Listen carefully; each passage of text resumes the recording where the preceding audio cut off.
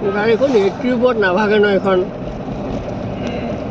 censor হেৰি কৰা আছে লগোৱা আছে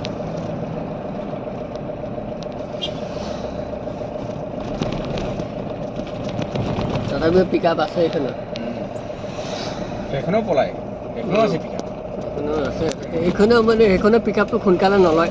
এইখনে সোনকালে লৈ লয় পিক আপ